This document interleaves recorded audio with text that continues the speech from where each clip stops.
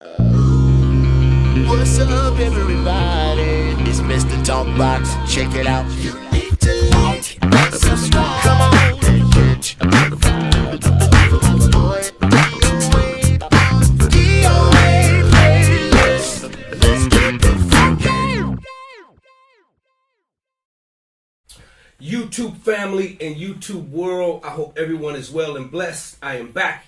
I really mean that. Every time I say it, I hope everybody's doing great. And I know you are, because if you wasn't, you wouldn't be here.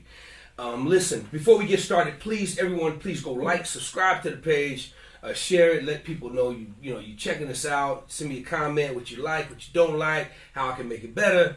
Don't worry about hurting my feelings. I got tough skin.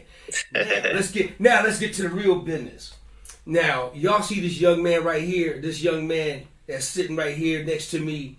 Let me just say this, that first of all, y'all are blessed to be here watching this conversation today, because this is really a real part of history with me and this brother here, and we're going to get into it, we're going to talk about it, we're going to let you know how it's a major part of history. This young man, I've been knowing this young man for quite a while, a mighty long time, and he was great when I met him, and he's great today. And I'm sure everyone who's watching that knows him, and I know this for a fact because I hear nothing but greatness about this brother, just from all walks of life. Wow. Just everywhere around the country. People I talk to, musicians, especially Chicago cats, man, they got so much love for their brother. And I'm just happy to have him here. I can go on all day introducing this brother. I can really do my Don Cornelius great with this brother, but I'm going to cut it right here so we can get into this thing so y'all can meet my little brother, man. Y'all show your love for the one, this great genius, this phenomenal keyboardist, this phenomenal man of God, this phenomenal father, phenomenal husband, phenomenal brother. Just give your love for my dude right here, y'all, Mr. Jason. Tyson, Jason, what's up, man? Yo, what up, fam? Big bro, what's up, man? Man, it's an honor to be here, man. Yo, when a big bro call, you gotta drop everything. Like, sure, whatever you say, we gonna make it happen. So, man, I'm just honored to be here, man. I love you, man. It's good to see you. Good to be on the playlist. I made the playlist. So, Doc, we cooking. We cooking, man. It's on. It's on, big bro. Yeah, man. Man, I can't tell you. This is great. I can't tell you, Jason. The honor is all mine, man, and I love you, man. You know. Yeah, that, bro. Man. I'm so glad you're here with me, Jason. I'm so glad you took out the time, because I say this to everybody. I know people think I got it scripted, but I gotta acknowledge and give love where it's due. I know you're busy, man. I know how busy you are, man, and for you to take some time out and come have a conversation with me so I can introduce you on my platform and let people get to know you and get to love on you from this level right here, man. It's my honor and my privilege. Thank you very much, man. Thank you. Man, I'm honored to be here. Yeah, thank you for the invitation, man. Yes, sir. Yes, sir. Anything you're a part of, it's automatic for me. Just tell me when and where. It don't even matter. You crazy, man. Yes, sir. You crazy, man. Yes, sir. You remind me of your big brother and my little brother, but y'all two Negroes is just alike, man. Y'all crack me up. Hey, man, listen, let's get this going, man. Yeah, man. So I gotta ask you this question, man. Man, you're such a phenomenal musician. What planet are you from, man? I'm from the one right next to yours. God was like, you know what? I'm gonna make these bass players first, but then they gotta have some tops to go with the bass. He said, I'm gonna put this right hand next to this, put this planet next to this right planet, this other one. Create some keyboard players. Yes, sir, man. But man, God is the best, man. God is the best. He gave me a great gift, man, and I'm just grateful that He chose me. A long time ago, man. So, yeah, dog, we cut from the same cloth, dog. Man, He gave you a phenomenal gift, man. Jason, where were you born, man? Where you from? Man, oh yeah, born and raised Chicago, Illinois, man. I'm an '80s baby, so Chicago's my whole life, man. And a lot of people ask me, would I consider moving? And I'm like, well, it's gonna be hard to move, man. Chicago is a great place, man. I love Chicago. Man, our downtown is like nothing I've ever seen anywhere else in the world. And I've been fortunate enough to travel, but man, I love Chicago. And so yeah, born and raised Chicago West Side for half my life. Then I moved to the South Side, and that's where I am now. So it's crazy, man, because Chicago, you guys have so many phenomenal musicians. Oh, yeah, it's in the water. Yeah, that I've been able to meet, and songwriters and just artists. Yeah. Just artists, period, man. It's just yeah. At a young age. So Jason, from Chicago, tell me how it started, man. When did you start playing? Man, I was 7, in between like 7, 8, somewhere around there, man. What had happened was the church we were going to, the pastor had just passed. He just died. And so my dad became the new pastor at the church. And so the organist that was there, he was an older guy and he just wanted to retire. He said, new pastor, bring your team in. He was very supportive, but he was just older and just was ready to retire. So it was me and my brother, and we both were on drums. I started off on the drums.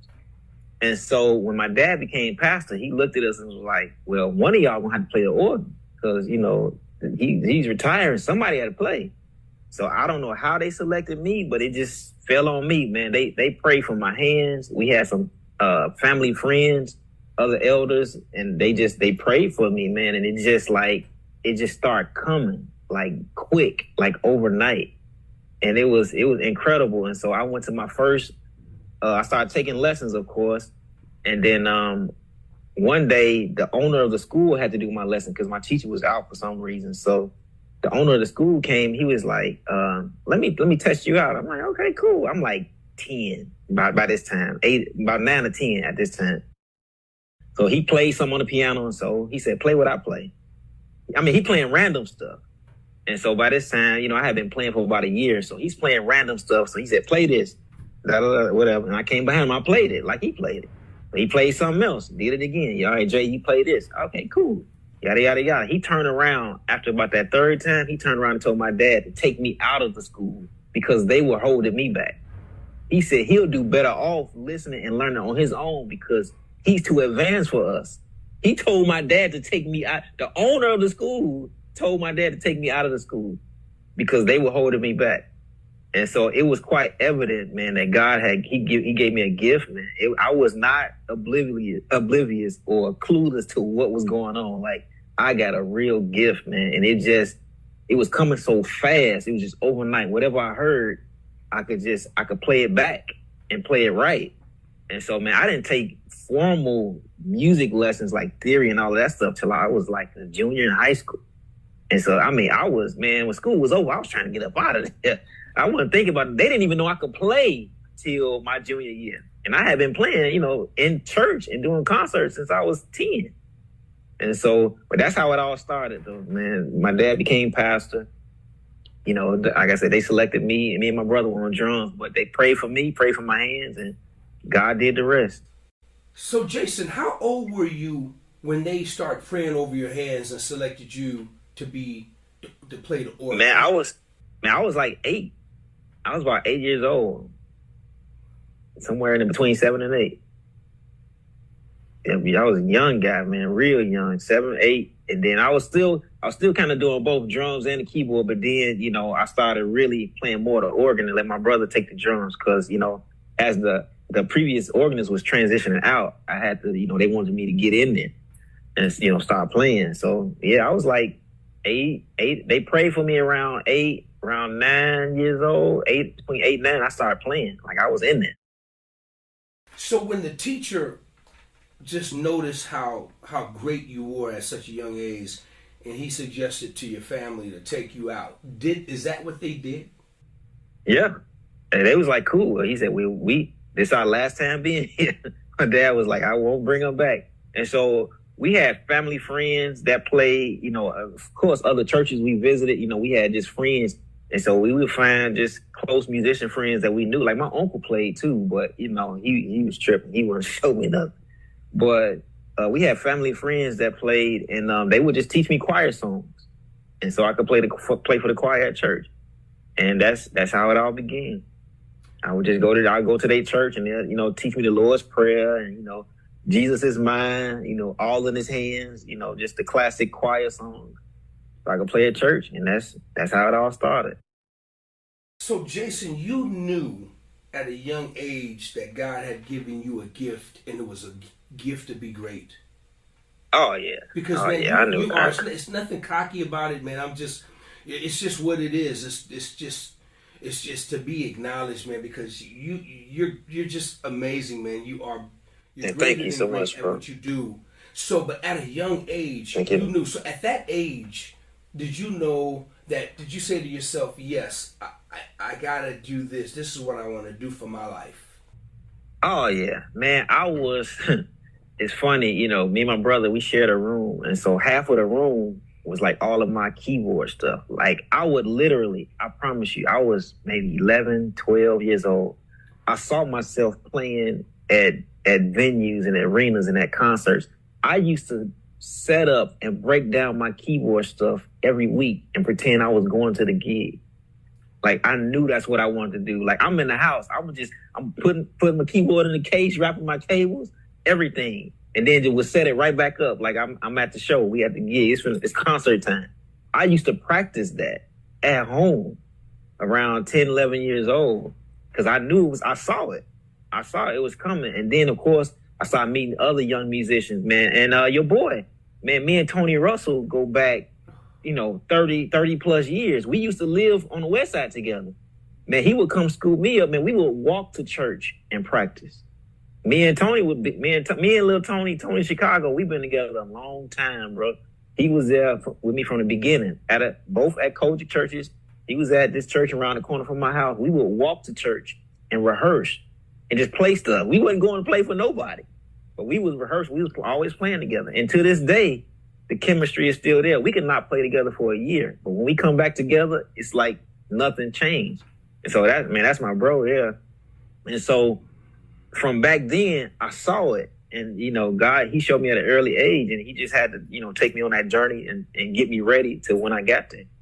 For when it was time, when that call came, I was able to go through the door, and thank God, I had great parents and great people around me to keep my mind focused and keep me from making bad choices and just wait till it was my turn. And so I thank God that I was able to have both of my parents, and I was grounded.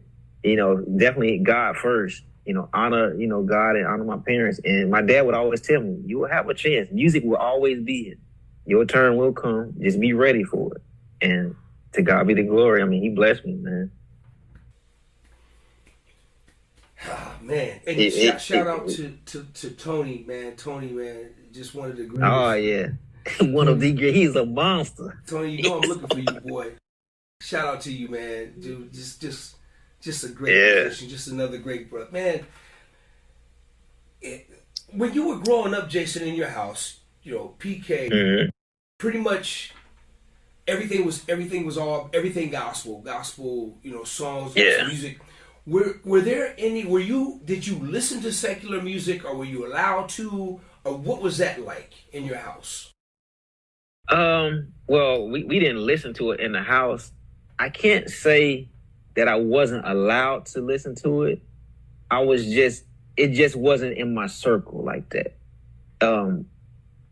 I had other music mentors, and of course they would tell me to listen to, I could listen to anything. And when I was with them, they didn't play nothing crazy, but, I could listen to R&B or do stuff, but I can't remember a time when my dad just flat out said, no, don't listen to that.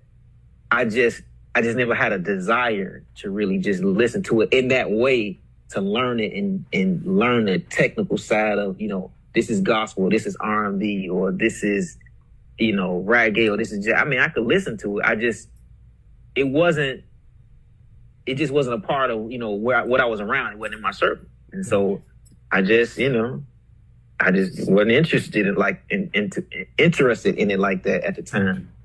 And I just kept playing, kept practicing. I just wanted to play. So wherever I could play, it was gonna play. And my dad was a pastor, So obviously that was the lifestyle. That was what I was constantly around all the time, was gospel and listening to gospel. And, I would get with the guys and they would play all this stuff and they'd be like, yeah, this from such and such song, or this an R&B time. I'm like, okay. I was none the wiser. And then even some stuff I play, even now, a lot of people ask me, yo, did you get classically, did you take classical lessons? Or I was like, nah, I never took classical lessons. I mean, I never even really, I listened to classical for a point in time, but I never like dug into it. But but my technique is I try to play very disciplined. And a lot of people have mentioned to me before, like your technique is very classically driven. And I'm like, it had to be the Lord, because I ain't never, really studied classical like that. Wow. And it was so crazy, but that's just the way I practice. It was so crazy. I was working on some music for a guy, and I did a piano track for him. He was like, so when I sent him the track, the piano, he was like, man, this is great. He said, man, you really locked into the click, the tempo. He was like, did you quantize, the MIDI notes, from the piano, to lock it in? I was like, what do you mean? I said, I play straight audio. Hey, there is no MIDI file. There was nothing to quantize. I'm like, that's just the way I play. He was like, you lying. He said, there's no way you could have played like this and locked it in. Like, everything is so intentional on the mark. I was like, that's just the way I've always practiced. I've always played that way. So he was like, I'm just stuck. Like, wow. Bruh, he was like, you did not quantize anything. I was like, I play straight audio. There is ain't no MIDI cables. It's audio, the output going into the interface. Right. That's it. Wow. But, it's just, man, I mean, and God is a big part of my life. So I'm always going to give God the glory. But that's just the way God put it in me, man. Just even stuff I play, they be like, yo, man, you play jazz? I'm like, it may sound like jazz. I'm just playing what I feel. Right. And that's all. That's how it's coming out. So put it however you want to put it. But I'm just playing what I feel. So that's how I try to do everything, man. It's about feel. If it feel good, that's the goal. If it feels good, it's right. If it feels good, it's right, big bro. That's Jason, that's how I move. Let's go back for 1 second. So your dad told you that your time would come. Just be ready, right? Yeah. So tell me, let's talk about that. So did that time ever come? Was your dad right? Talk about that. Oh, he was absolutely right. I mean, how else would have had the opportunity to meet the DOA? So clearly that time came. So let's talk about when that time came that your dad, he spoke it, right? Tell me about the time when it came and you said, this is what my dad was talking about and I'm ready for it. Talk about that moment right there, Jason. So I would have to say, so I don't know, I'll probably correlate it to when I did my first live record. Okay. My first live recording, I was 16. And I was with another friend of mine, my other brother, Rodney East. Now, again, grew up in church with Rodney. Again, always around each other. We was playing. And so from 11 till about 16, now I'm playing at different churches, going with my dad. Everybody's like, yo, who's this little boy, this little light-skinned kid playing the organ around Chicago? Like, okay. All right, we got our eyes on him. So, and I've known Rodney, 30 plus years as well. So Rodney started working more because he's another monster. So we were all brothers. So Rodney started moving and doing some things. And, me and my style, I listen to Rodney a lot. I have this guy, Rex Peel, Ed Showers, of course, Rodney East. We was all in church together. So my style at one point really was similar to Rodney's because I always listened to him. Like, he's phenomenal. So I naturally picked up some things he was doing. So we started playing together. And so he would be on piano, I would be on organ. And even during rehearsals, we would start to play the same thing at the same time. And it wasn't rehearsed. And we just had a gel, we had a lot. And so now I'm 16. I'm driving now. Now I'm playing for community choirs. Like getting calls like, "Yo, come do this." Just local stuff. Then Rodney started working with this church up north in Chicago, and he said, "We got a live session." Like, Jay, I'm on, so I'm bring you on too. Cool, I'm down. Let's get it. And it was a church called Maranatha, Joanne Rosario's church. Her dad, Pastor Nahum, and so at 16, I did my first live recording. So of course now I'm meeting all the guys. I think Anthony Harmon played bass on that album. Then we did some more records. I think Maurice Fitzgerald played one of them records.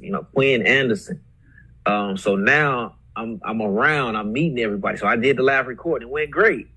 They called us back the next year to do the next recording. But Rodney started calling me for stuff. Then of course I met Percy Beatty. Of course, it's all a circle. So Percy, of course, producer extraordinaire, man, songwriter, a great songwriter. And so, of course, Percy is, he's already at the height. Like, he killing the game. So I met Percy, was starting to be around a lot more. Percy was like, "Hey, I got, this tour coming up. I got these records coming up. I want you to," he gave me a shot. And so Percy called me on the tour. I did a tour with Percy.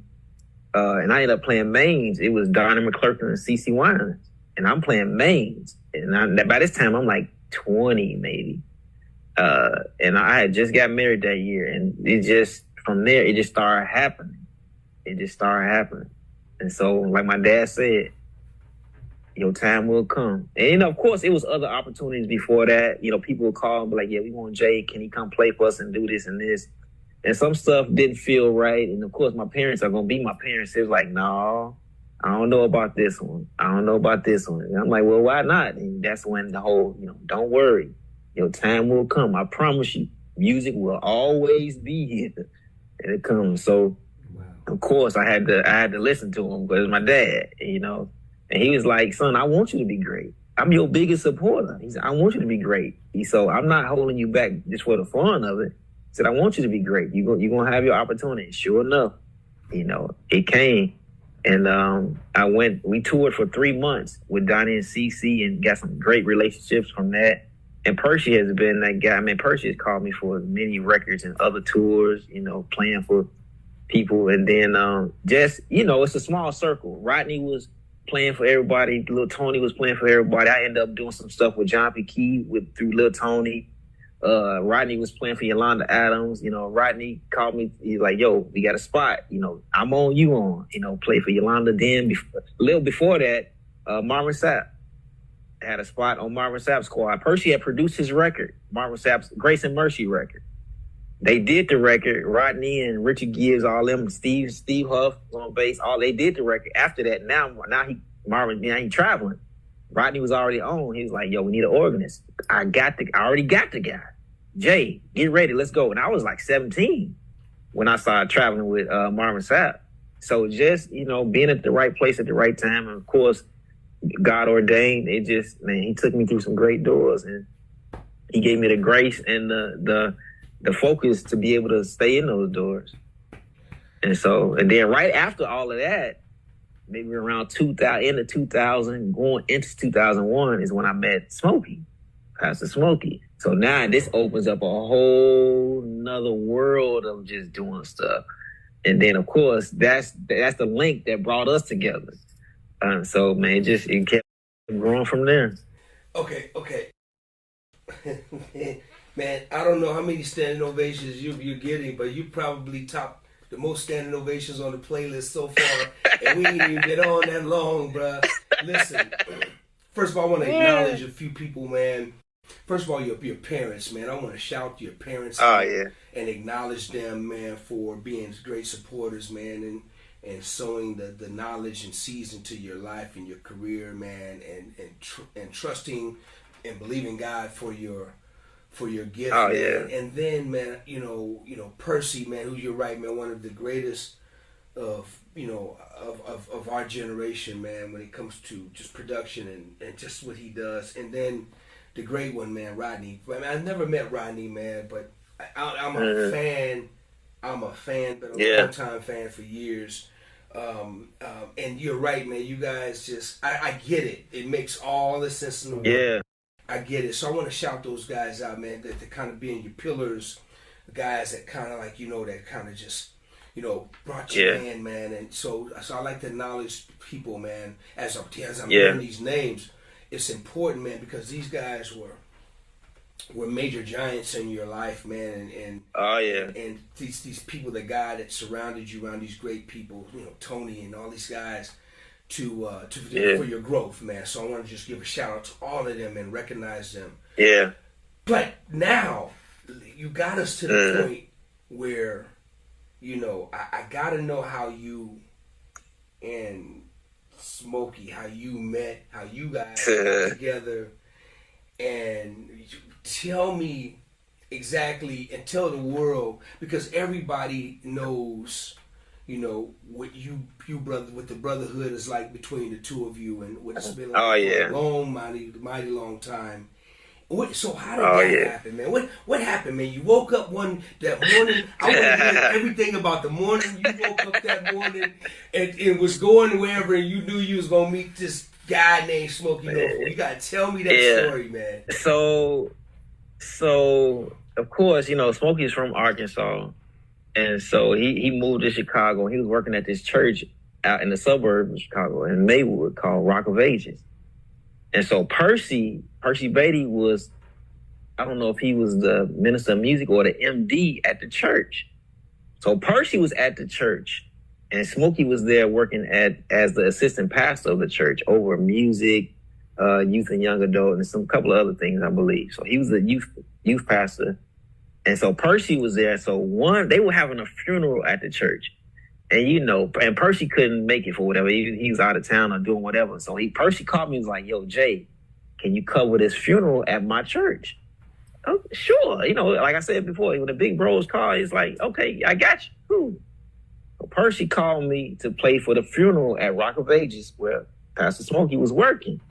So I show up, I play for the funeral. They was like, "Who is this little kid on the organ playing like this?" And so this is around 2000, 2001. And so, the I Need You Now record came out in 2001. And so right after his album came out, so now Smokey, he was, of course, traveling and singing before that. I mean, he's just amazing. So once the I Need You Now record came out, so now he's doing the Chicago Gospel Fest. That Chicago Gospel Fest was big. And so he's putting his band together. So he knew some guys in Chicago. So I think he was talking to Donald Buster Woods. He was like, "Man, it's this kid." And I don't know if he asked Buster or Percy, but he was like, "Yo, where's the kid that played for the funeral at the church a little while ago? I want to reach out to him, I want to talk to him. Because I got to put my crew together. Because now, the album out, he got to start traveling, putting the band together." He said, "Hey, I want to find the kid that played the organ at the funeral." And so I got it. They gave him my number, or we talked, or I think Buster or somebody told me to show up at a rehearsal because Smokey was performing at the Chicago Gospel Fest. Came to rehearsal. I officially met him in that capacity because when I met him at the funeral, because he's the one that had to give me my check. And I met him then, but I really didn't know who he was like that. I just, to me, he worked at the church. I can't play for the funeral. He can sing, he's a great guy. Cool. So now fast forward, the album is out. He's like, "Yo, find me the kid." So I meet him, come to rehearsal, I meet him. And man, we've been locked ever since, man. That's been since 2001. And he was like, "Yo, I want you to play with me." Okay, sure. And it just took off. Like I've been on mind you, I was mainly an organ guy. And so when I got with Smokey, I was on piano, so I didn't really fully start playing mains until I got with Smokey. I would play piano here and there on some things, but it was all piano, all mains when I got with Smokey. So it's like I cut my teeth, in certain areas going out with Smoke. And man, it's been a very instrumental part of my life for the last 20 plus years, and just the growth and access and the knowledge and just the training, man. And it's been incredible. So I got with him that year, Chicago Gospel Fest, and I've been with him ever since, man, ever since. And man, he took me under his wing, man. He grabbed me by the neck and was like, "Yo, let's do this, man. Me and you." And man, we formed a pack ever since then. And man, meetings he go to with the label, he took me with him. He was like, "I want you. You gonna be in this game. You got to understand how it go." He taught me the ropes for everything on the business side. He said, "You're not gonna sign any piece of paper or agree to do nothing until I'm sure that you understand what's going on and that you know it. I'm gonna have the forms here in front of you, but I ain't giving you the pen until I'm convinced that you understand what you're signing." Like, he taught me the game. It was like, you do things this way. He took me, when he went and met with the label presidents, he took me with him. I was in the back door rooms with him. They was like, "Well, who is he?" He was like, "No, this is my little bro. This is Jason. He with me. Where I go, he go." And sure enough, man, had me right there with him the whole time. And down to this day, he'll call me and be like, "Hey, I want to do this record." And then I'll be like, "Okay, what you want to do?" And he'll just hang up the phone. Why you just hang up the phone? Because he know I'm going to take it from that point and make it all happen. And so, man, that's my bro, man. I love him to life for what he's done for me in my life, man. And he introduced me. He brought me with him when he came to see you. Man, he loves you, man. Like, you were one of the main guys he would talk to me about all the time. Like, DOA is that guy. Wow. And he told me how you whooped on him real good when he was doing "I Need You Now." And he had 12 verses. You was like, no, man, cut this. You had to teach him. You was a big bro to him. Like, no, man. And sure enough, man, the world thanks you for the wisdom you gave him on that song, man. All the verses we did not have to hear because you were already that guy, man. So it was incredible, man. Like, Smoke, man, his voice is so golden, man. And it's like, even now, I still listen to him sing. Like, bro, what's in your throat, man? Like, what is happening? What is happening? Wow. So, Jason, but yeah, that's how the whole Smokey situation happened. I'm blown away. I'm gonna tell you why. Because I'm blown away because I didn't know. This is my first time. No, I'm just finding out that you guys met after "I Need You Now." For some reason, I'm thinking you, and I'm gonna tell you why, man. Because Smokey used to talk about you to me all the time, and he just would talk to me like you guys had been brothers forever. That's how it was. He when he would talk about you, he talked about you like you guys had been knowing each other for a long time, and because that's the kind of respect he had for you. And he said, "Big bro, you gotta. If you think I can play, this brother make me look like a new rookie, right?" And I said, "Man, you gotta be kidding." She says, "D, wait till you meet my little brother, man. I'm telling you, he's my band. He's this and that, and I'm gonna bring him. And you gotta meet him." And he would just rant and rave about you, man. Like, man, that's my guy, man. Just show you this tremendous amount of respect. And then when I met you, I totally understood, man. I got it. But even then, I didn't know that you guys' relationship was fairly new. It was like maybe a few years. I always thought you guys were just brothers, man, from the day one. You know what I'm saying? Man, that's how it clicked like that, man. I'm telling you, I got with Smoke. I met him like right after "I Need You Now" dropped. So like right after that album dropped and that's when we made the connection. And right before the album, I met him at a Church of God in Christ convention. Man, he was singing there, and he was, nobody knew who he was, or at least I wasn't sure who he was. I said it that way, but he was coming through. But my wife knew that who he was, and she was like, she told me that day, she was like, "You're gonna play for him." Like this, he walking through the hallway with his backpack, he chilling, he low key. My wife, she was like, "You gonna play for him?" And we met then, and it was like, "Yeah, what's up? Cool." I mean, he's always been, a great guy. And then, like I said, after he was working at Rock of Ages, and I met him then, just officially met him. Like, we've been like true brothers from that day. I mean, I done stayed with his parents, been his parents. Like when his family see him, they looking for me like it's automatic. Like I'm a North. That's that's how the relationship is, man. So yeah, man, that's my bro. It's funny, man, to hear you talk about that, because Smokey would just. I remember when the story was like when Smokey met his. I'm not even gonna mention his name, but when he met his first manager, I'm not mentioning his name because he ain't worth being mentioned. Right, he ain't even worth. But I just remember that Smokey was like, told him, "Hey, man, you gonna be my manager." This is before we knew anything. He was this little kid. Yeah, This is gonna be you gonna be my manager, and that's when his manager called me and said, "Hey, I got this young kid. He's from Chicago. Yeah. D, I want you to meet him and we bring him out." That's when Smokey came out. And man, we wrote our first song, sad song. Smokey went. Yeah. Minutes later, he came out with same old sad song. I was like, man, I said, dude, where is this dude? Who is this kid? And Smokey was talking to me like, man, you DOA, man, you gonna be my producer, man. You gonna be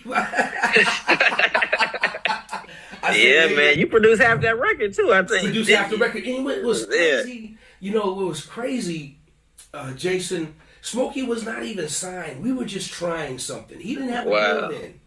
He didn't have a deal then. We were just putting records together, putting music together. Yeah. And you're right, man. I think, I Need You Now, man. It was the biggest argument I had, man. I thought I was arguing with my wife or my brother or my mama, my dad, man. Me and Smokey, man, he a little dude, but man, he was ready to sock on me. He was ready to sock on me. Yeah. Hey, he's ready to sock on me in my own house, man. Yeah, he can be a little pistol, Doc. Don't push him in the corner. And I was like, and so we a couple of hours into the argument. We like hours in my house. And I'm like, Smokey, I'm in home association. Man, police gonna be over here in a minute. These folk gonna call police on me, man.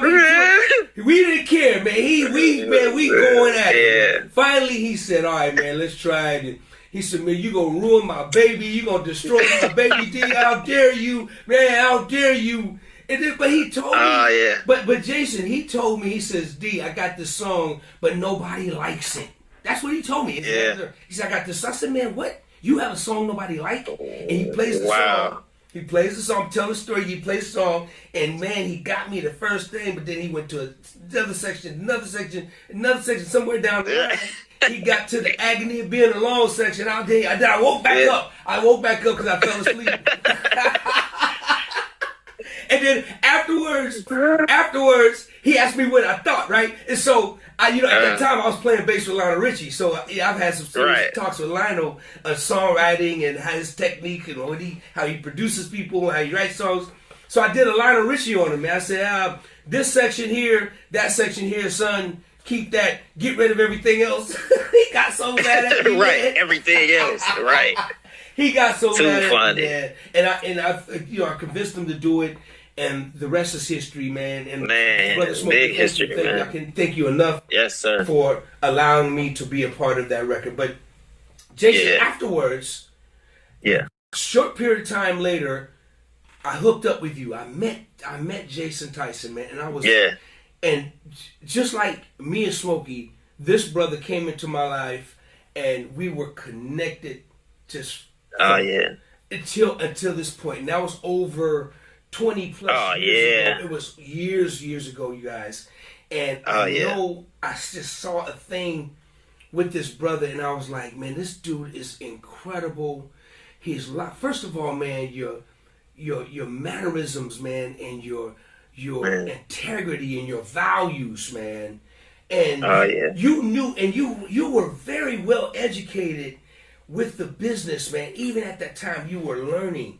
And you were a sponge, man, and you were a great listener. And we would talk a lot about stuff, man, stuff you were getting into, thinking, and man, dude, and then just you as a brother, man, and as a man, bro, just a great person, man. And thank you, bro. Once again, like I said earlier on, hearing how everybody else in this industry talks about you, man, it's incredible, man. Jason. Man, God is the best, man. Man, my dad always told me, he said, man, it don't cost you nothing to be nice to people. And so I try to treat everybody fairly, try to treat everybody nice. And, I ain't perfect. I don't make all the right decisions, but I always try to treat everybody right, man. And I just, man, just doing what I was raised to do. And God has blessed me, man. And man, all these guys out here are great, man. I know you have my little bro on here, Dave. Well, not little bro, we the same age. Dave Jackson. Dave, that's my man. And all the guys from LA, just everywhere, just all around, man. Just, man, them guys they phenomenal. Yeah. And so, like my dad, like he told me music was always around. He also told me it's enough music out here for everybody. Like you ain't gotta undercut nobody, you gotta hurt nobody. He said, man, you gonna have your shot, you gonna have your time. What's for you is what's for you. It don't matter. It's enough music, it's enough opportunity, and it's enough money out here for everybody. Yeah. He said, man, just treat everybody right, have fun, and just enjoy it, man. And you know, some years later, just in growing up in my maturity, I realized that God is the source for everything. You know, everything else we have now on earth is a resource. We're reusing the source in a different way, but God is the ultimate source. So if you focus on that, man, you ain't got to worry about nothing else. I ain't got to be mad because you got the playlist and you got 2 million followers and, you know, everybody want to talk to DOA. I know I'm going to have a chance to talk to DOA because he's my family. So, you know, I ain't got to try to come out against you, or I ain't got to hate on the next man or do this. No. We all family, man. We just love each other and just, you know, do what we do, man, to the best we can. That's how I try to live. And I think, man, like the Bible tells you, man, your name is worth a lot, man. It's worth more than rubies and diamonds and gold, man. Your name means a lot, man. Your name means, so I try to keep a good name out in these streets. And just always try to stay on top of my craft and just be the best me I can be. And, you know, it's so funny because people don't believe I'm, you know, in my 40s. It's like, you can't be in your 40s, man. You look like you just turned 21. And so they would be so amazed, you know, when I sit down to play, like, your maturity level is just, they couldn't fathom it. But I've just been blessed, man, just fortunate. Jason, it's all when did you start working in the studio with Smokey and start working on the albums and start producing some of the records with him? When did that start? So after, you know, of course, after I Need You Now it was out, it was making traction, it was, you know, taking over the world. We did Smokey Norfolk limited edition a few years after that. And so now we're doing a live record. So now I think that was my first record recording with him live. And so we did that record. Then after that, of course, you know, I don't know how many records he had in his deal with EMI. It was EMI at the time. And so we was working on another record. He was like, yo, I need some music. He said, man, you play the way you play. I know you got some songs and stuff in your head. I'm like, man, I don't know. I'm just, you know, I play. He's like, no, go home, put some ideas down, and just send them to me. Okay, cool. So this was maybe 2005 or so, 6. So we in the studio, you know, working on some stuff. He had some other songs he was doing, of course. And so it's funny because I think this is the life-changing record. I think it was life-changing. That's the record. He told me to send him some ideas. He said, okay. And he did the same thing you did to him. So I sent him some ideas. He was like, I like this. We'll start with this. Here, add 4 more bars to this section. Take this part out. Loop this on the back end. That's going to be the vamp. And then go back to this part. And that's a song. I'm like, okay, cool. So we in the studio. So we got the format. We in the studio tracking. Mind you, there are no words, no lyrics. And of course we had a melody, but it ain't no song. It's just the form of a song. He was like, yeah, y'all go record this. It was me, Varro, and Lil Tony. That we was the crew. We was a 3-piece. He said, y'all go record it. Okay, cool. We in the studio recording. We in the red. I mean, like we went through it, got the sections down. I mean, we in the red recording. We don't know. You know, when you're recording a song, you try to sing it, you know, while you're recording to just make sure everything flows and fit right. We have no concept of lyrics. We don't know what the lead vocal's saying. We don't know what the background, we don't know nothing. He said, it feels right. He said, this feels right, like a song. We in the red. We tracked the song. By the time we hit the last note and he came in the booth, He said, all right, I'm ready to go sing it. We like, sing what? He said, yeah, while y'all was tracking it, I just wrote the whole song. While y'all was, excuse me? You did what? We in the red tracking the song. By the time we got done, he said, I just wrote the whole song. Give me some tracks for the vocals. Like, in 5 minutes, he wrote the whole song while we were in the red. And so that turned into a song. Then I sent him another one. That song was Celebrate. Then he had another song that I sent him an idea. I think it was called In Time is the name of the song. Same way. So that's when it all really started happening. So we in the studio, so now it's time to track the background vocals. I think it probably was maybe the first day the vocals came in. He sat me down, me and him in the studio. He said, listen. He said, right now the wave is high. He said, God has blessed me. He said, we making a lot of tracks, traveling, and we working on records. He said, right now, I'm going to make a pact with you. We're going to be brothers. He said, whatever we got to deal with, we going to deal with. If we got to argue, we going to argue. If we got to fix something, we going to fix it. We got to talk about it, we going to fix it. He said, but at the end of the day, we're not going to let nobody come in between us. We're not going to let anybody influence us. They going to hate. We're not going to let nobody say what somebody else said, that I said, or what you said. He said, we going to make a pact that we not going to lie to each other. We going to be brothers. Whatever issues we got, we going to deal with. And from that day until now, that pact has kept us like we are thicker than water, man. Like we're like blood brother. And I'm the only one left from the original crew that was there. But of course, we can always call them to come back. But like we have really been together since that day we made that pact. And sure enough, people tried to break us up. People tried to lie on us. Man, it was bad, man. They was trying to say we was doing all kind of stuff, man. And he was like, when the stuff started hitting the fan, he came back to me. He said, remember what I told you, right? He said, remember we was in the studio? This was some years later. He said, remember we was in the studio and I said, we gonna make a pact and we not gonna let nobody influence us. They gonna say this, they gonna do that. He said, now what's happened? I'm like, you called it to the T. I mean, they were saying crazy stuff, but we were brothers. We had an understanding. We knew what was up. And from that day till now, we was together. So we did that life-changing record. It went well. Ken Pennell, president of EMI, love him, man. Great guy. He was like, this is good. He's like, all right, time for the next record. We got ready for that next record. Met with Smokey. He gave me the vision for the record. It's like he came to me and did this and just dropped the whole record in my lap and left. And went on vacation or something. Like he was gone. Like he let me handle the entire record, dealing with the label people, dealing with the band, the budget, the songs. He just dropped it in my record. That was around the time he was starting a church. He said, I got to go build this church. I know you got this. I ain't gonna worry about the music. He dropped that whole album in my hand and walked away. And the day of the live recording, and we tracked the record in a whole nother state. We went out of town to do this record. Wow. And so the day of that recording, he called me in the office. He was getting ready. And he was like, I knew you could do it. And, we both sitting there, man, he teared up because it's like a big brother giving you that blessing, that little brother, like, I knew you could handle this. I knew you could do it. He said, you handled this whole record. Now we finna go out here and do it. And from that day, like anything he's been a part of, I've been right there with him doing records. Even when he used other producers, I'm somewhere in the mix, or he's calling me like, yo, what you think about this? Or how do you feel about this working with this producer? And again, I told you, I ain't mad at nobody. I don't have to do it all. I want other people. Yeah, man, I love them. Yeah, I'm going with you. I'm gonna go meet with them. I'm gonna be a fly on the wall.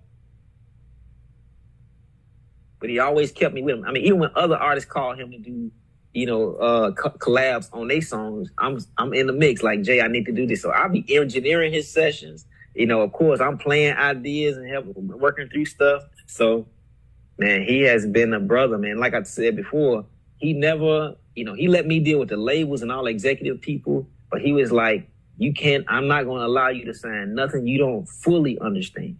He said, and even when you say you understand it, you still not going to sign it until I'm convinced that I believe you understand what you signed. And so he made sure I never got taken advantage of. He made sure I was always covered. And he just, man, that's my bro, man. And just still making great music now. Even with the last record we just put out, He got a new record coming out in a couple of months. I think it's June something. A new record coming out. I produced half that record with him. Just, man, you know, just putting stuff together, man. And even now, he'll call me at 2 o'clock in the morning. Hey, I got an idea. Smoke, why you up? Why it's 2 o'clock in the morning? But that's how his brain works, man. He call, I want to do this. Send me this, send this, and this. Okay, man.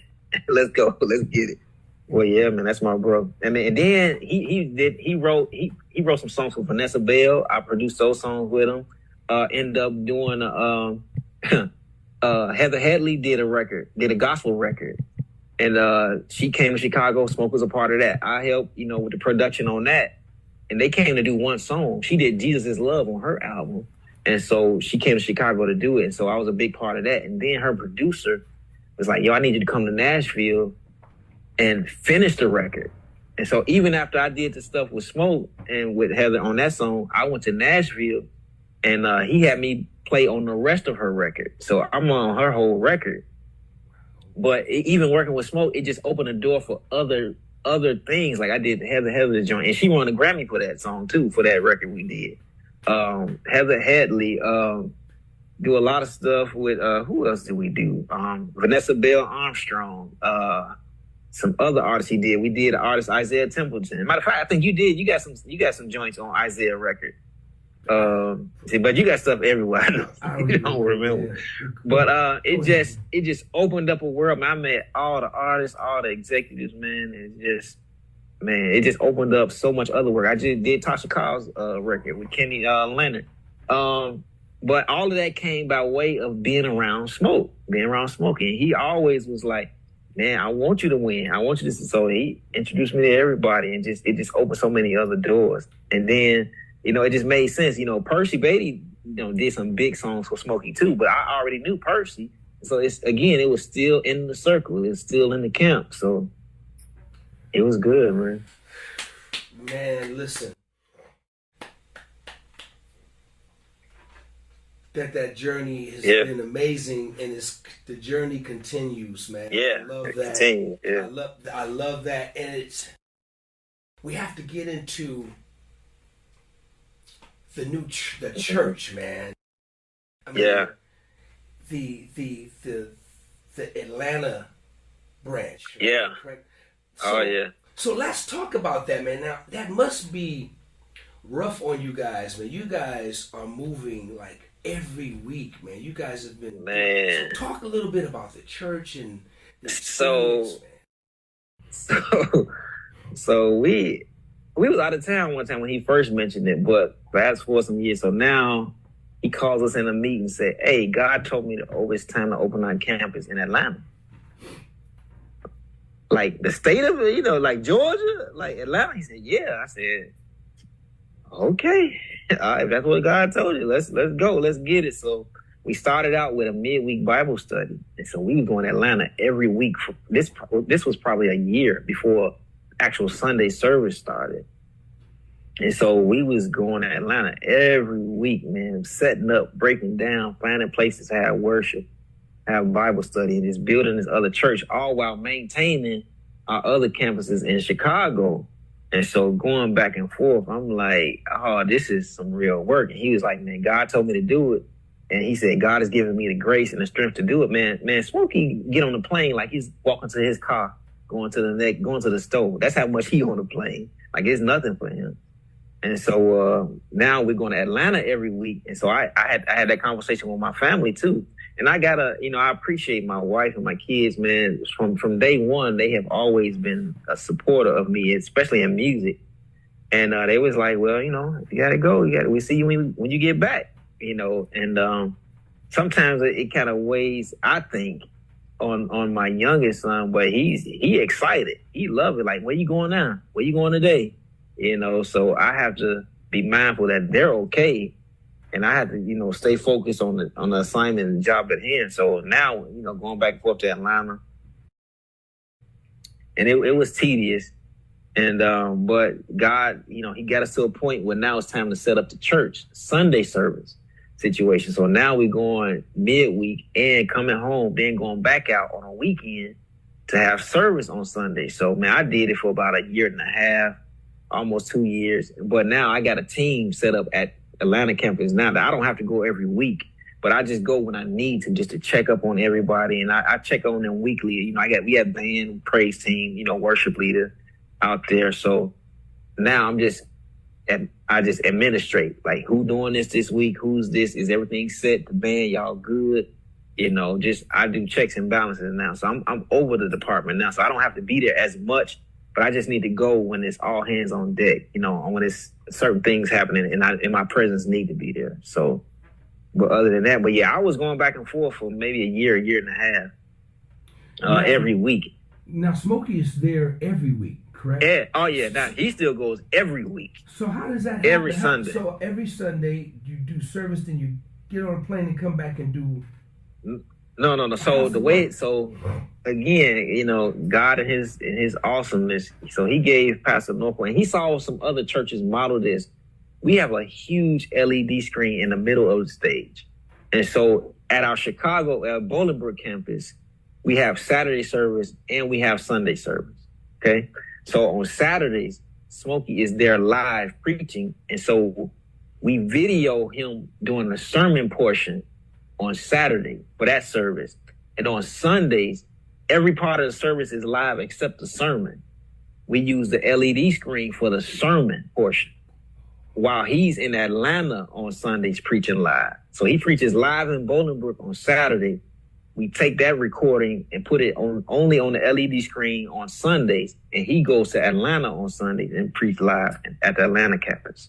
Wow. And so awesome, man. That's how that is now. So yeah. That's great. And it's working. Like at first, of course, the campus had to get used to it. We had some people to leave, and it kind of shrunk. But over time, and God's his grace and just his awesomeness, man. Now, like Sunday service is full, like it's packed, and they know it's gonna be a screen for the sermon portion. So the opening prayer, you know, praise and worship, announcement, altar call, all of that stuff is live because we have, of course, the praise team is there, and we have other ministers there, other pastors there that handle that stuff. But the sermon portion only is on the screen, and that's Pastor Smoke.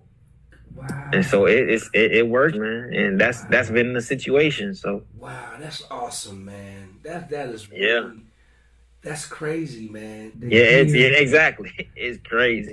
It's crazy. It's just crazy, man, to hear this great things, this thing that's happening now, and it all started right here. Yeah. Backyard, man, dude. That's hey, man. Yeah. I'm so it's probably I have a lot of proud moments in my career, so many, but that's definitely in my top 3 because of first of all because of my relationship with Smokey. That is just. You know, that dude is my heart, man. I love him to death. Yeah. But just to know that when he came out here, man, Smokey was a school teacher, man. He was not quote unquote the Smokey Norfolk. Nobody knew this kid, man. This kid was running around my house, man. Just running. He was running around my house. He got on the phone, and I remember when he got on the phone and called his wife and called Carly. He was like, baby, you ain't gonna believe. Oh my God, you. And he was just going crazy, man. And I was like, man, this little kid, man, I love this dude, whoever he is. I'm glad he's in my house. I love this kid. I got to get to know this dude, And then he's just phenomenal. And then to hear you talk about the growth, man, and we know the success. We know the Grammys. We know all the accolades. We know how the church and the man, just tremendous. Just to watch all the blessings, man, dude. I am, and then to see you right there building in the building process. You guys are doing it together, and you're still there, man. The story, and I'm not going to keep you much longer, man. But the story you cool, bro. The story you told about the pack. And when he set you down and said, hey, we're going to make a pack and get ready for this. This is going to happen. This is going to happen. But no matter what, we're not going to let anybody or anything or any lie or any whatever come between us. We've got to make a pact. And if we do Yeah. that, I'm down with you. I'm going to share my things, my blessings with you. You're going to share your blessings with me. We just in this together. And at that time, y'all's relationship was still fairly new. And I don't care if it was 2 or 3 years old. It's fairly new. And your relationship is now over 20 plus years, 30 years going. You guys are still together, right? Still together, And man, I look at, like, so many, if a lot of brothers could have made that same covenant, or that had that same agreement, or had our contract with each other verbally, man, we would be a lot stronger as black men and black people, period, man. Like you said, it was tough, D. We've been through that stuff. Came up, and Smokey sit me down. He said, "You think back, let's talk. Remember what we said." Because he's right, man. He's right, man. Smokey, he made a name for himself, man. And, Smokey, this ain't the Smokey Norfolk hour, so get your head out your thing. We just love it on you, man, because it's true. Right. So it's true. And when that happens, man, when God blesses you with success and things, and they see you, other people trying to count your money, they trying to be in your bank account, trying to be in your business, they feel they should have what you have, then that's when the talk and the lies and the chatter and the jealousy and the envious, everything just gets in the way. You dig what I'm saying? So I admire, man, and I salute both of you guys, man. Because I know how strong the relationship is, man. I know it.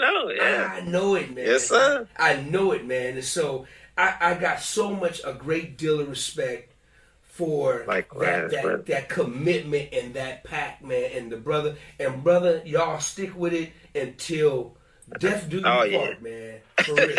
Absolutely. Until God take us home. Because that's what real, true, like you said, man, when you come around the family, you're a Norfolk. When he comes around, he's a Tyson. You know what I'm saying? It's like, we family.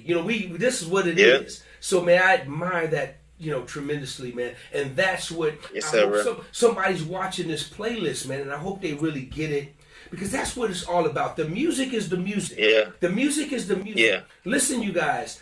Smokey don't need Jason to do music. Jason He don't need Smokey to do music. The music is gonna be there. But the brotherhood, the lock thing, the thing thing like this can never be separated. So therefore, the music the commitment to their musical journey will never be separated. Because of the love of their brotherhood will never be separated, man. And brother, I pray and wish that somebody who's watching this will truly understand and get it. It's not about this music, man. It's about the love for one another, man, and the true respect and the understanding that nothing can come between what God has put these guys together and separated. So, man, to everyone who's tried to break it up, try to hate, I don't know who you are, but you know who you are. Hey, man, sorry, Charlie. Fishes for the kids or whatever. I don't know what it's called. Tunas for kids. Drinkers for kids. So Jason, let's talk about. Bro. What are you doing these days? Are you doing production? What are you doing these days, man? Man, I'm trying to really get back into the production, man. Actually, man, I'm not finna retire. I don't know. I said this to somebody the other day. And they was like, man, you can't stop playing. I said, like, maybe I'm saying it wrong. But my thoughts are just gearing up for what's next as far as retirement, just planning for the future. That's what my mind is now. I'm planning for the future. My kids are getting bigger. I'm getting older. Things are different. Now with all this AI stuff and then all these young guns, these musicians, man, they 10 years old playing like we playing at 30. It's like, wait, what? Who played that? And so it's like, okay, let me think some stuff through. So, man, but the one thing I love and appreciate about, having big brothers and people like you, and, y'all keep us inspired, and God gives us grace, man, to keep. Nobody can replace what he put in us. I don't care what you come up with or who do it. You could You could show me a line on the bass all day, 20,000 times, and I could play it verbatim how you showed it to me, but it will never sound or feel like you played it, ever. I could show somebody something on the keyboard, and they can play it back exactly the same way, but it'll never have the same feeling as I played it. So God has given us that all we got to do is be ourselves. So we don't have to worry about, nobody taking our spot. What we should do is encourage and prepare the next person for our spot. But we ain't got to worry about nobody coming to take, because we can only, it's only one Jason. It's only one DOA.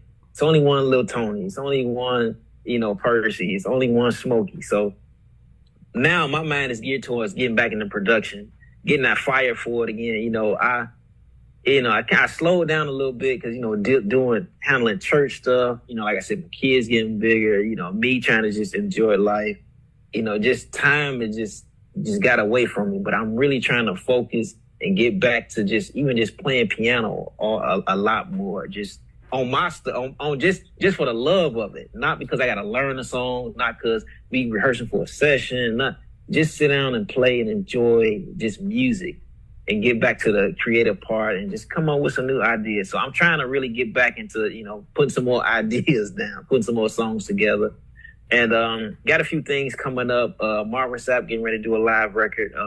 My little bro, Curtis Lindsay, he's producing it, man. I'm just so proud of him, man. So he's doing it here in Chicago. So Marvin, new record coming up. We got some tours coming up, actually. We outside again. So got some tour stuff coming. So, and then trying to enjoy some family stuff. Like I said, my daughter's graduating from college. And so just trying to, keep family grounded, handle this music thing, just enjoy life and have fun, man. And, still, just planning for the future. That's where I am now. Well, Jason, man, listen, brother, I am really, man, so proud of you, man, and your success. Man, thank you, bro. And to hear you talk about at 40, talk about the future and retiring. In my 40s, I was the same. When you still you still young. You got a lot of life, but to be able to understand, your lane. When you talk about cats that's coming up, and you got to figure out, hey man, make room, get out the way, let them take it. But now God has something else for you to do. Yeah. You know what I'm saying? You don't you don't expect to remain where you are. You got to continuously grow. And that's what that means. You're basically going to, let them go and have it. Let them, because my thing is like this now. And that's very, very smart, man. That's the perfect way to look at it. Because as we get older, the industry skews younger. Like you just talked about, my man Lindsay that's producing Marvin Sapp. He's a younger brother now, right? Yeah. So now there's a couple of generations that's up underneath you now. Remember, you were a little kid at one while. Yeah. Now you Now you You know what I'm saying? I'm you I'm great grandpa, dog. I'm great.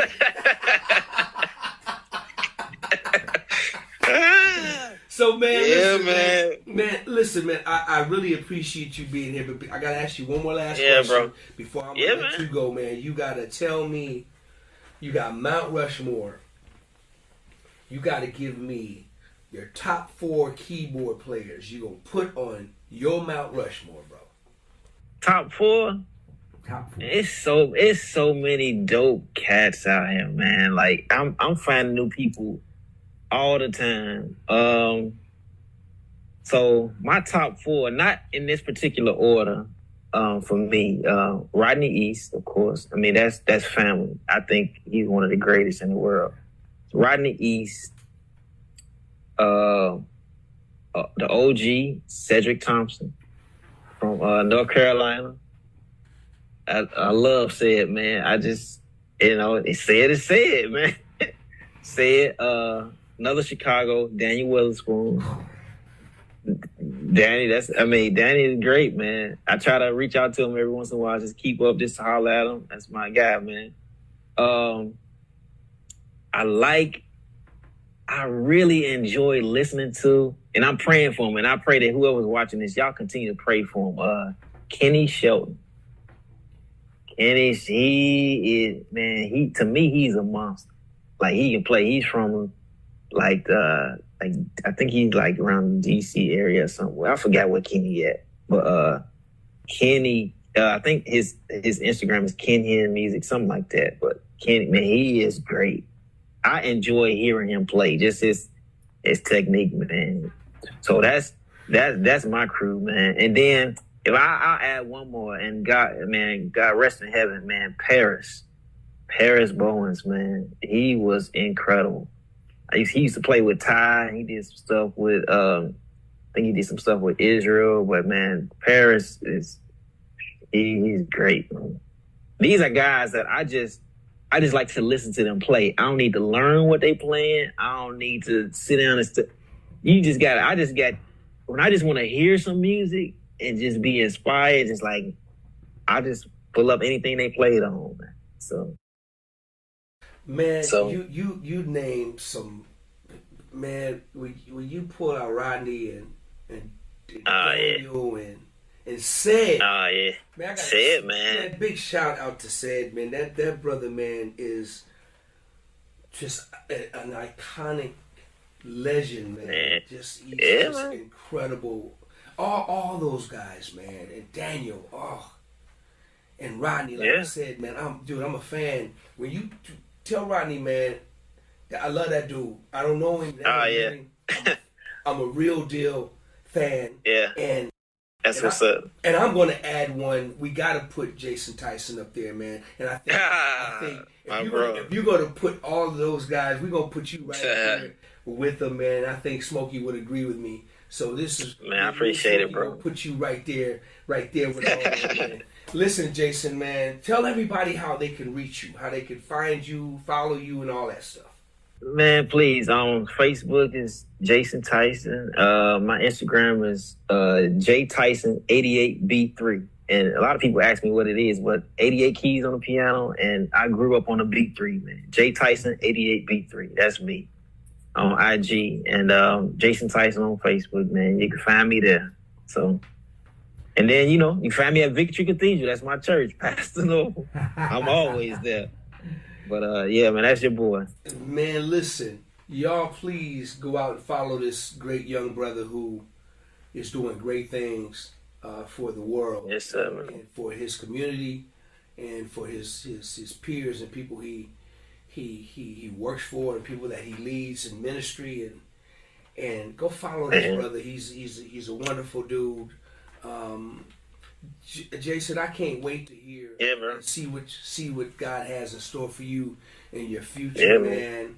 And I just appreciate the fact that I get to pick up the phone or text my brother anytime and just call you my little brother, man. That's the greatest thing. And man, the greatest feeling means more to me. Hey, brother, I'm telling you, man. I'm telling you, man. You're right, man. You young guys, y'all got so much talent, man. When I wish to God that I had as much talent as you have right now.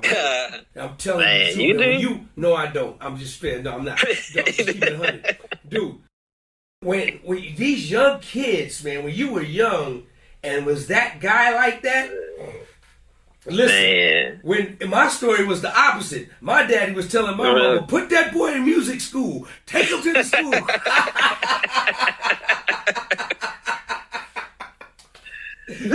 my story was the opposite, dog. My story was the opposite. And my music teacher was like, little Derek, do you really want to be here? You seem disinterested. I'm like, no, I really don't. I want to plug up and I just want to play. Can I go home? Oh my God. I'm glad you figured it out. Hey, Jason, I didn't get a recommendation of, hey, your kid is a genius. He's a genius. Get rid of him. Get him out here. He's like, why don't you let little Derek go on and play on this little guitar? But I was happy. I was like, thank you, God. Thank you. I get to play. But man, listen, I have so admiration, man, for your gift and your talent, but more importantly, man, for who you are as a black man and a brother that I know who handles his business, loves God, his family, man, and people surrounded around him, man. I really appreciate this conversation, And Yes, sir, I bro. know people are going to Thank be you, blessed man. by it. Y'all do me a favor. Go, please, once again, go like, subscribe to the page, share it. Yeah. Go watch this conversation. Tell people about it. Tell people about it. And any comments you may have, let me know. And because I want you guys right now to show your love for this man right here, my brother who's been hanging out with me. Bro. I can Thank talk you, to this man. brother for hours and hours. We could talk for hours. And Oh, yeah. we just go really dig into him. Go research who this brother is so you can really get to know his full story. All right, Jason. Thank you, bro. Thank you, brother. I love you. Love you, bro. Love you so much. Love you to life, man. Y'all show Yes, your sir. love for my little brother, Mr. Jason. JT. Tyson. Yes, sir. Thanks, DOA. I'm on a DOA playlist, baby. I love you, man. Love you, bro.